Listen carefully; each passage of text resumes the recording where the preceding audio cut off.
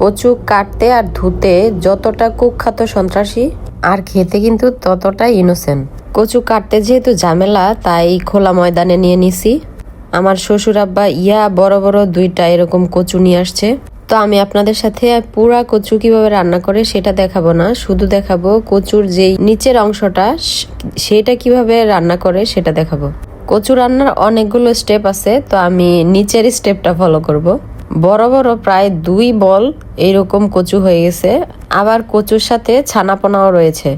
এই যে কচুর নিচের অংশটাকে আমার শাশুড়ি আম্মা কেটে দিচ্ছে একেবারে বেগুন ভাজার মতো করে। এটা কিন্তু অনেক শক্ত হয় নিচের জায়গাটা। আর এখানে ছোট ছোট কচু পাতা হইছে আমাদের বাগানে, সেগুলো আম্মা তুলে নিয়ে আসছে। তো এই রেসিপিটা আরেকদিন দেখাবো, তো আমি আজকে এই রেসিপিটা দেখাচ্ছি।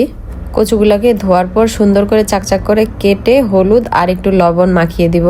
ইচ্ছা করলে আপনারা এখানে লবণ দিতে পারেন, তাহলে তাড়াতাড়ি সিদ্ধ হয়ে যাবে। তো আমি এখানে আগে পানি ফুটাই নিছি, এগুলোর মধ্যে কচুগুলো দিয়ে দিচ্ছি। কচুগুলোকে 2-1 মিনিটের মতো সেদ্ধ করার পরে ছেঁকে ঠান্ডা হওয়ার পর তারপর আবার আরেকটা পাত্রে তুলে নিচ্ছি।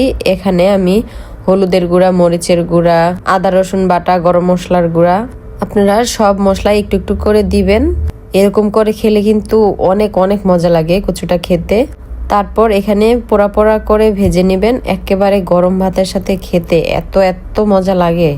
আমার তো এটা দেখতেছি আর মনে হচ্ছে যে আবার খাবো, মানে অনেক মন চাইতেছে খাইতে।